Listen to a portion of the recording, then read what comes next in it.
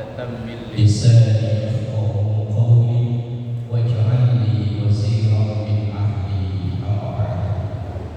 إلى حضرة النبي المصطفى محمد صلى صلى الله عليه وسلم وعلى آله وأصحابه به وأزواجه وذريته وأهل بيته الكرام وجميع أمته والمسلمين والمسلمات والمؤمنين والمؤمنات أينما كانوا، خصوصا ولهذا كتاب الشيخ شهاب الدين أحمد بن حجر العسقلاني، الشيخ العلامة محمد نواوي البغدادي الجيلي الشافعي، شهد الله له الفاتحة.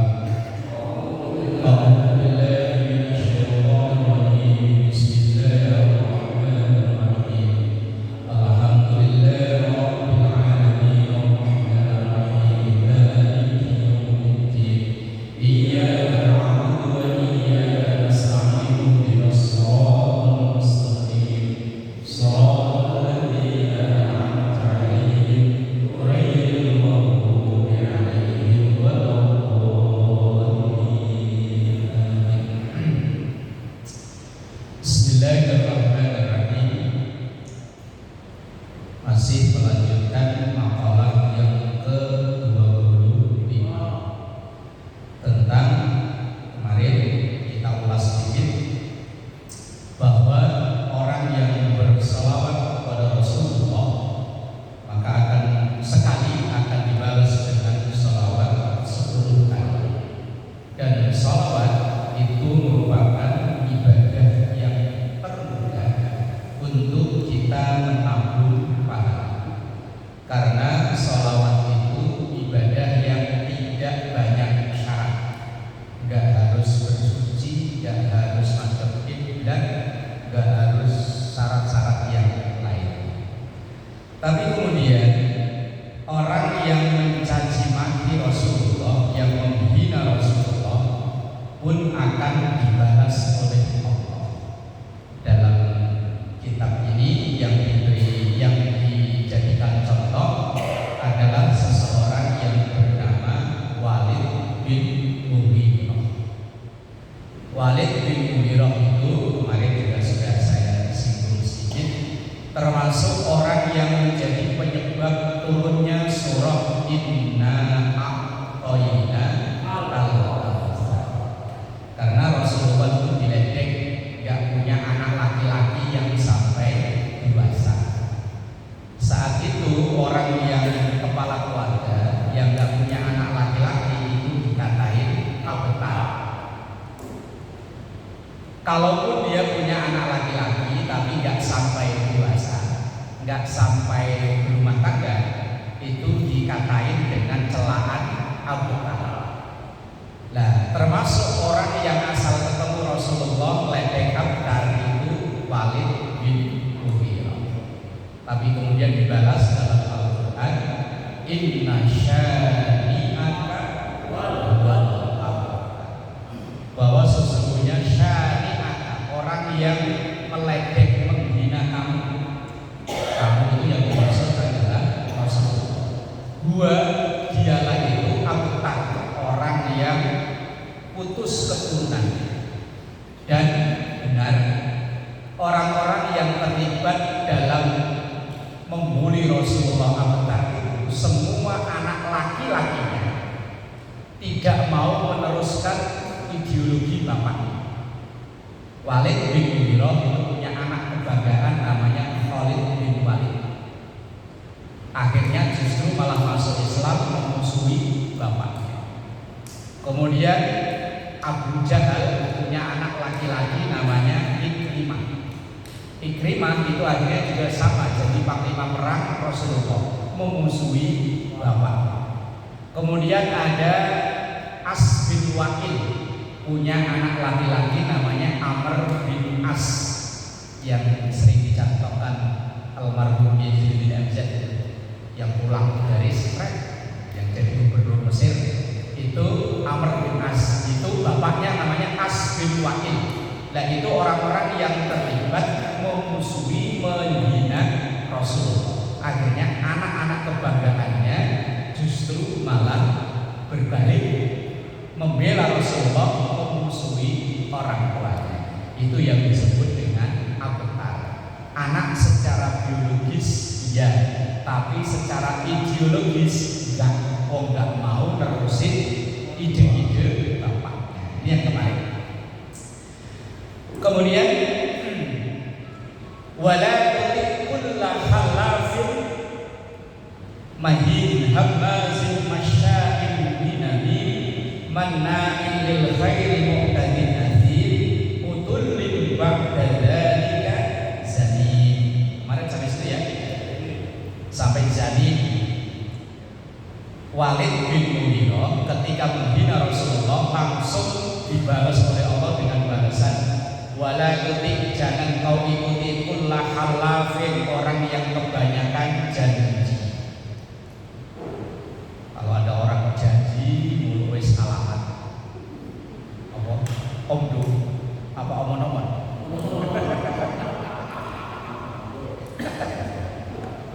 nanti akan ada mobil SMK, nanti akan ada lapangan pekerjaan berapa juta itu? 12.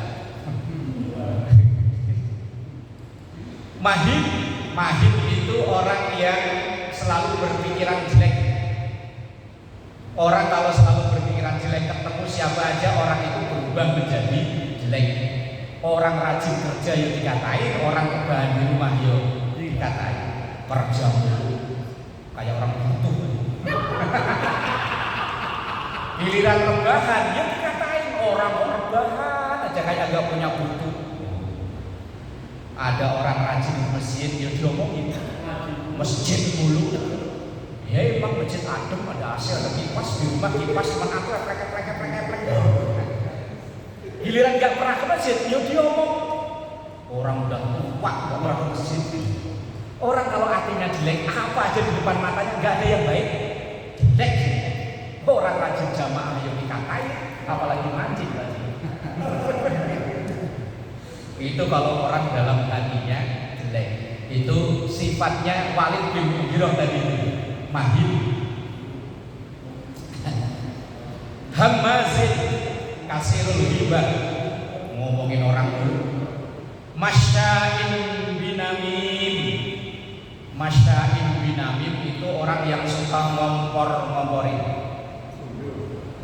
Kalau lagi di sini sono dijelekin, kalau di sono sini dijelekin.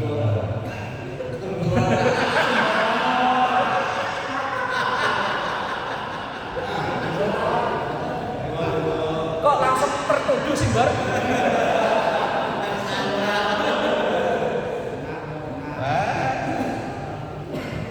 Itu namanya hammazin masya'in binamim. Orang yang namimah. Namimah itu ngadu orang, bukan ngadu domba, ngadu orang. Ngadu orang.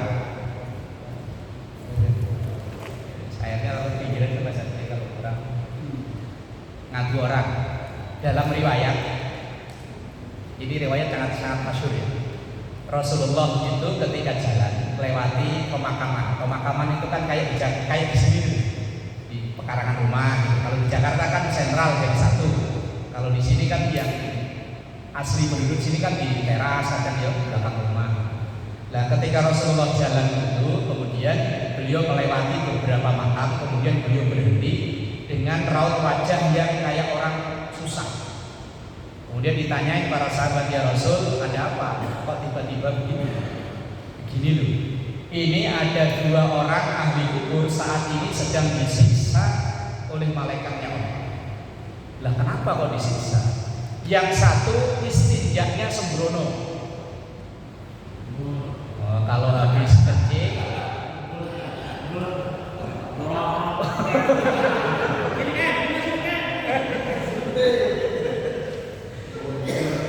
kalau habis kencing istinjaknya cuman pakai obat kapit.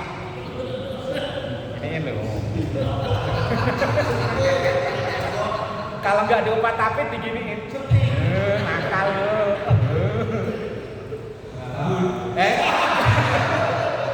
Dulu kalau habis main bola itu kan di habis ladang singkong, habis dicabut singkongnya itu kan buat main bola ya. Asal kebelet kan hasil minggir ya.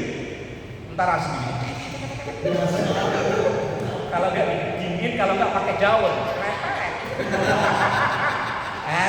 yang kecilnya di kampung hampir semua begitu ya kan.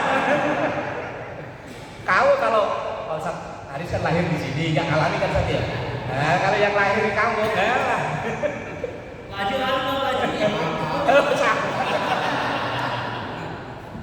itu kan dulu ya kan. Istinjaknya sembrono.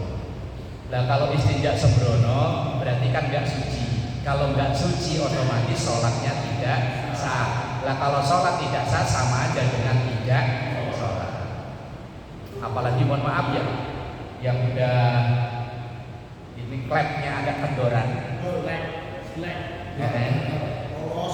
Iya, kalau yang klepnya masih kenceng, begitu kencing terasa selesai kan bener selesai.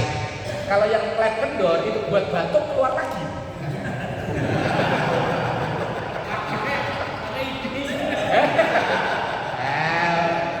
Kalau yang klep masih kenceng-kenceng kayak gembor ya aman dor. Yang klep kendor loh, buat batuk kok keluar lagi itu bener asli itu air kencing. Makanya dulu di kampung-kampung itu dari rumah kadang pakai celana pendek, kalau mau sholat celana pendeknya dilepas. Ya kan? Bener aja. Iya, musola itu dulu kayak jemuran kolor. Joret. Lah karena memang khawatir ini kolornya ini kecipratan. Kecipratan di Indonesia nih. Kecipratan ya. Air kencing. Itu yang pertama. Yang kedua, ahli kubur yang kedua itu diadab karena ya tadi ngomong sono sini jelekin, ngomong sini sono di namimah, ngadu orang.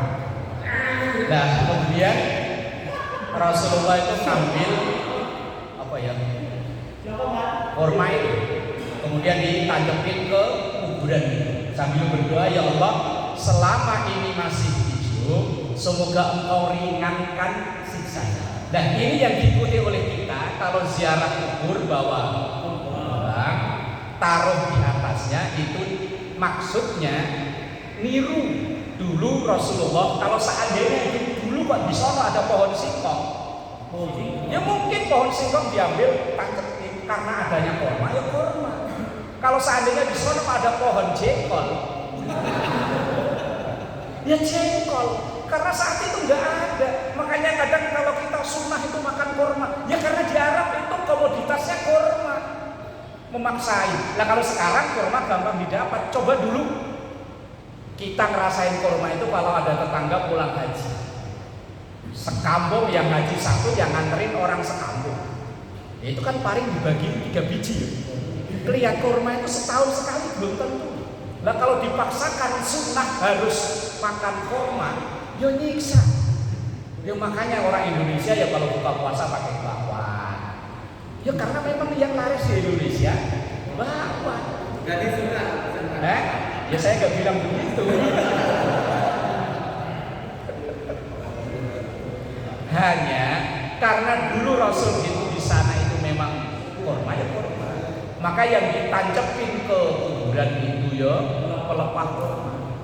Lah kalau kita di Indonesia kan macam-macam ya. Ya kalau seandainya kita punya keluarga, bapak meninggal, tancepin pohon mangga, ibu meninggal, tancepin bibit, kakak meninggal, tancepin jambu. Nanti 5 tahun kemudian kita ziarah kan dapat berbuah ya. Panen, ambilin bawa pulang ke rumah, bagiin ke tetangga. Dari mana Pak? Kebon.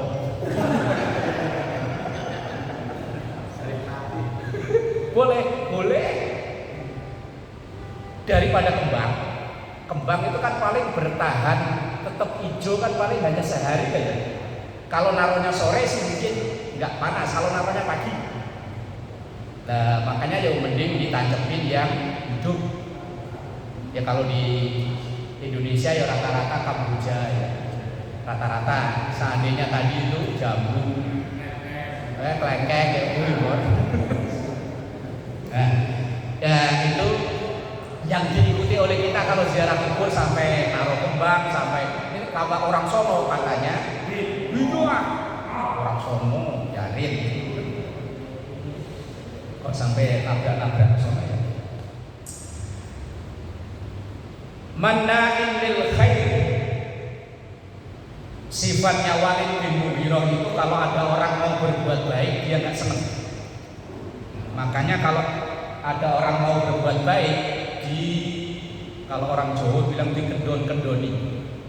Kalau bahasa orang sini apa ya? Dialang-alangi. Mau mana bang? Ngaji, ngaji gak pinter-pinter aja ngaji gak usah sini. Ada orang mau ngaji dikendor-kendorin, ada orang mau jamaah dikendor-kendorin. Jamaah, imamnya gak seru, gak usah.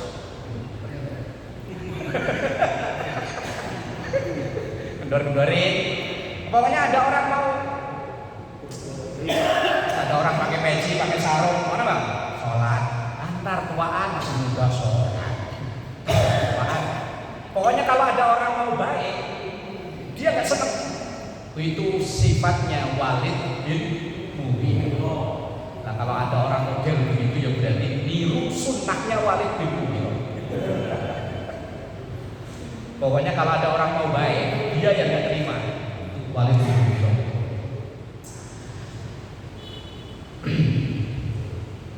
Mu'tadin nadir banget zalimnya dan terus pokoknya pelaku dosa.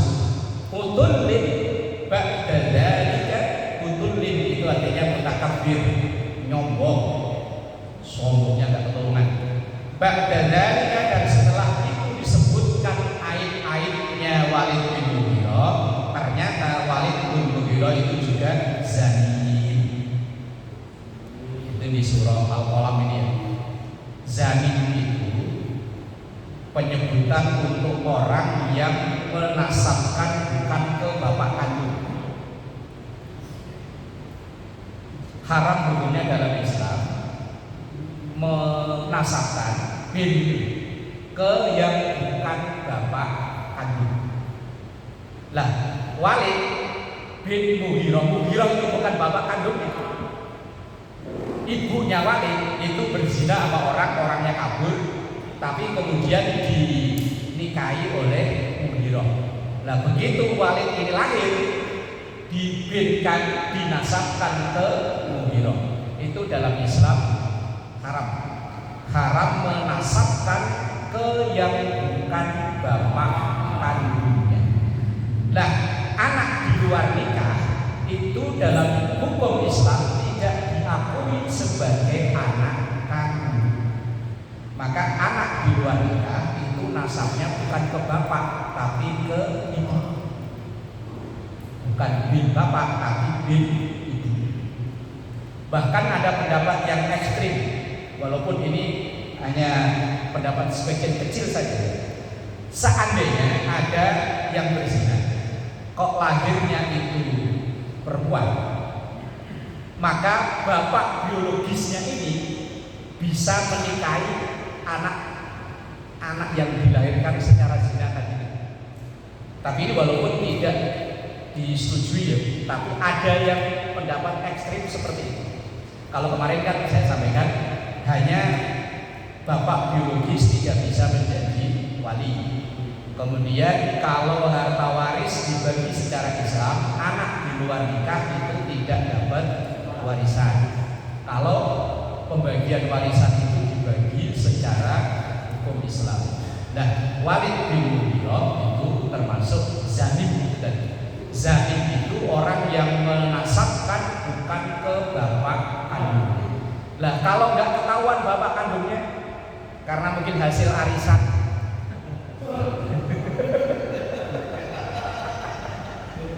lah ya kan, si ono nyumbang, si ono nyumbang, si ono nyumbang, si ono nyumbang, begitu lahir kok kupingnya mirip bubur.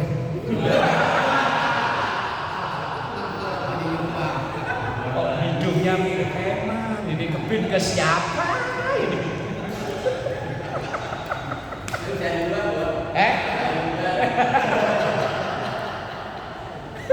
Nggak ketahuan, maka ya bin ibu, bukan bin rame-rame itu ya. Seandainya, lah kasus menasabkan itu juga pernah terjadi di masa Rasul Shallallahu Alaihi Wasallam seperti tadi. Lah, ada ayat yang di surah Al-Ahzab ayat ke-40 ayat berapa itu turun gara-gara Rasulullah itu pernah mengadopsi anak namanya Zaid.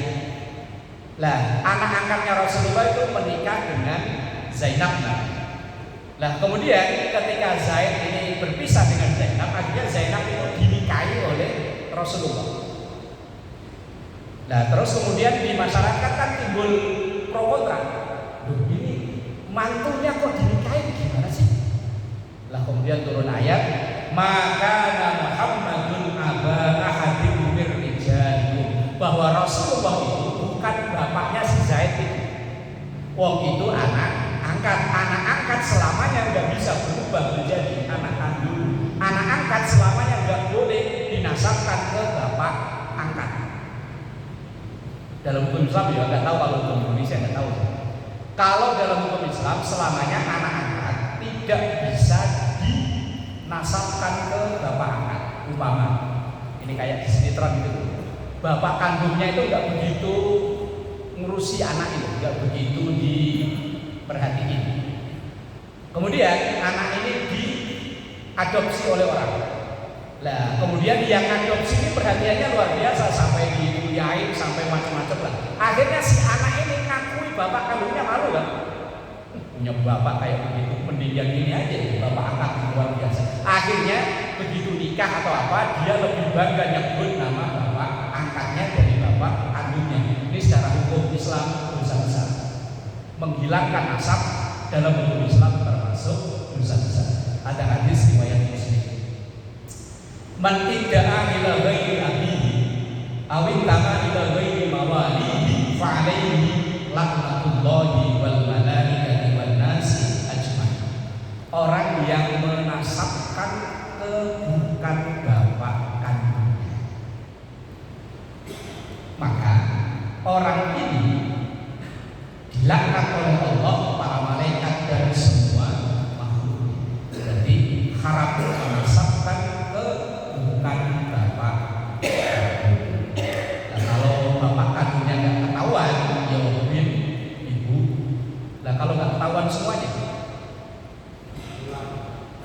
umpama kan ada ya bocah yang nggak dikehendaki lahirnya, kemudian dibuang di tempat sampah, kemudian diadopsi atau diasuh di yayasan. Nah, ini kan nggak ketahuan siapa bapaknya, siapa ibunya. Ya wis juga ketahuan, ya nggak ada bin. Oh, nggak ketahuan. Ya kalau gampang dikira ya bin bulan. Ya kadang kalau orang kirim tahlilan nggak tahu nama bapaknya siapa, bin bulan. Oh, nggak tahu. Nah, haram hukumnya menasabkan ke yang bukan bapaknya. Aida iya mansubin ila ghairi ab. Aida iya mansubin ila ghairi abi. Daiin artinya walid bin Mughirah itu ngaku-ngaku mansubin dinasabkan ila ghairi abi, ke selain bapaknya. Fal walid, maka Walid bin Mughirah itu idda'ahul Mughirah, ngakui dirinya Al-Mughirah bi annahu waladun, bahwa Walid itu anaknya. Wal hal, padahal kenyataannya annahu, sesungguhnya Walid itu waladur ra'i, anaknya orang yang enggak jelas. Ra'i itu awalnya dimaknai cahangon. Cahangon itu artinya orang yang enggak jelas. Bitori zina, dengan jalan zina.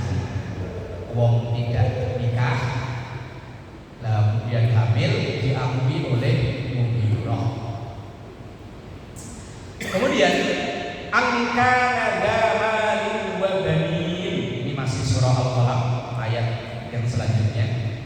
Walid bin Mughirah kok sampai nyombongnya kayak begitu itu, angkana Malik, karena dia itu orang yang punya Wabanin dan anak keturunan. Orang sombong itu kan biasanya ya memang ada yang lebih sombong, tapi masih pantas lah ya. Ada orang kaya sombong, pantas. Enggak kismin sombong. Itu yang disombongin apanya? Kalau dia gagah, ganteng, gede, tinggi, sombong, pantas. Ayo. Lah Walid bin Mughirah ini ada pantas kalah ya, dia sombong karena dia kaya raya. Selain kaya raya ya memang dia, kalau di bangsa Arab itu kan termasuk kebanggaan itu kalau punya anak banyak. Punya anak banyak itu termasuk kebanggaan. Maka mereka ya berlomba-lomba.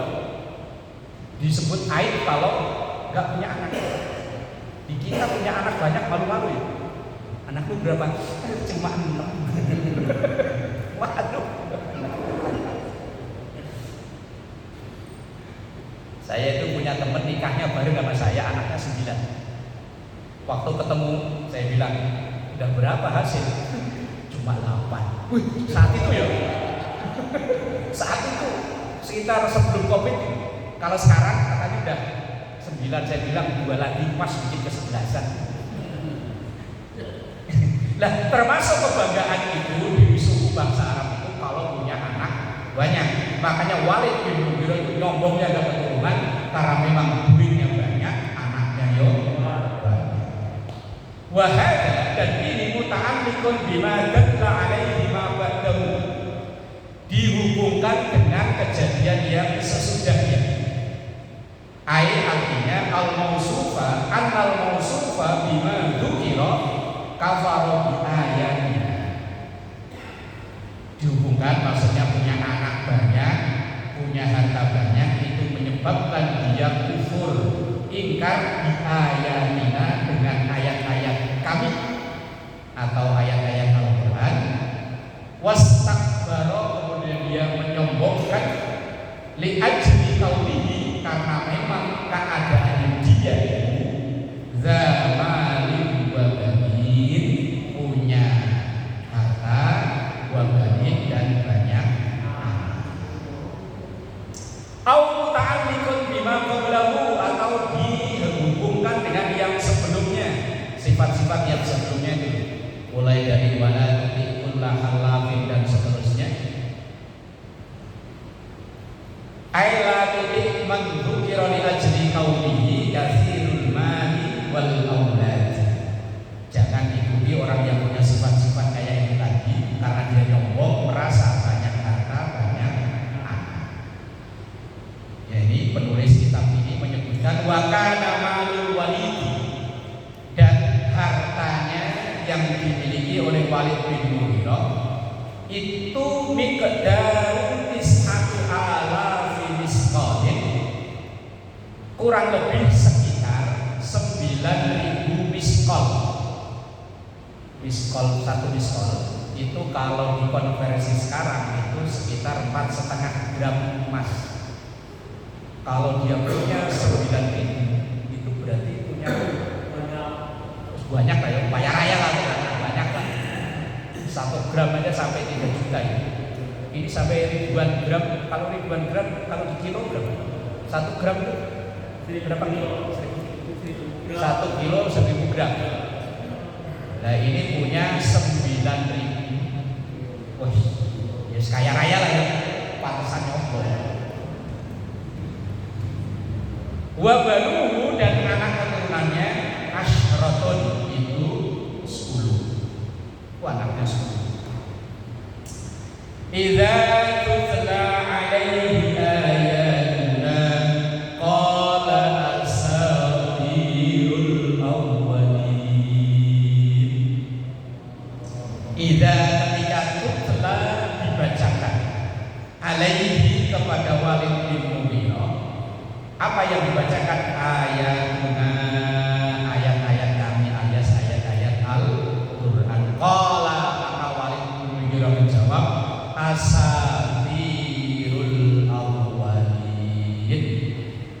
Kata Walid bin Mughirah, itu kan cuma dongeng orang-orang dulu. Asatir itu dongeng awalin, orang-orang. Karena ya memang dalam Quran itu sekitar 30% itu isinya sejarah. Cuma sejarah itu kan sebagai solusi dari apabila kita mengalami kasus yang sama. Karena kehidupan itu kan pada dasarnya hanya pengulangan sejarah, hanya namanya berbeda, tempatnya berbeda, tahunnya berbeda, tapi akan selamanya akan terjadi. Dimulai dari Nabi Adam itu sendirian. Seenak apapun orang kalau sendirian jadi gak enak. Akhirnya ya Allah kasih temen kayak, akhirnya dikasih bini. Udah dapat bini, ganti bermasalah dengan bini. Nabi Adam ngomong baik-baik, kompor-komporin Nabi Bang, itu kan semuanya boleh bang, itu satu gak boleh, cobain yuk. Ya kan gitu ya. Nah kalau sekarang nih asalnya lakinya itu lepeng, lu jujur di kantor ya baik, begitu di rumah dikompor-komporin sama bini, bang, jadi karyawan puluhan tahun, motor butut gak ganti-ganti bang.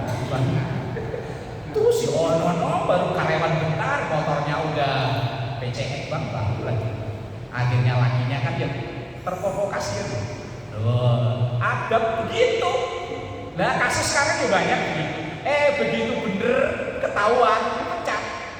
Nabi Adam salah nggak dipecat, keluarin dari surga. Pecatkan begitu dipecat lontang lantung sambil Rabbana ya Rabbana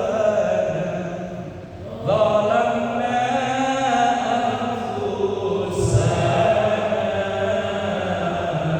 wa illa taghfir lana wa tarhamna lanakunanna minal khasirin. Ini kan wiridannya Nabi Adam. Ketika dipecat lontang lantung.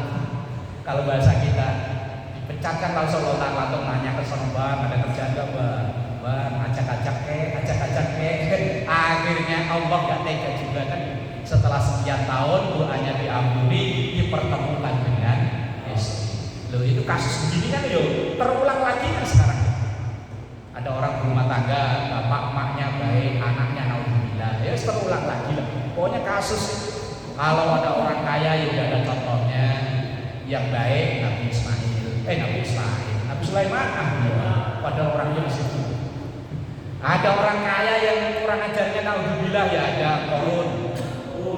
Korun itu kan orang kaya fenomenal, ditenggelamkan di Mesir loh. Orang sini gali pondasi kok nemu emas, bilangnya harta. Yang bodol dari Mesir ke sini siapa? Ya Allah, pengulangan sejarah. Ya kasus apa aja itu sebetulnya kan sudah pernah terjadi. Hanya pelakunya beda, namanya beda, tahunnya beda, tempatnya beda, tapi hampir sama. Nah, kisah dalam Al-Quran itu sebetulnya kan faksusil kososo kalau bahasa Quran itu. Maka ceritakan kisah-kisah yang ada dalam Al-Quran. Karena itu sebagai fakta biru ya Al-Qalam ayat 10 sampai 15. Aidiya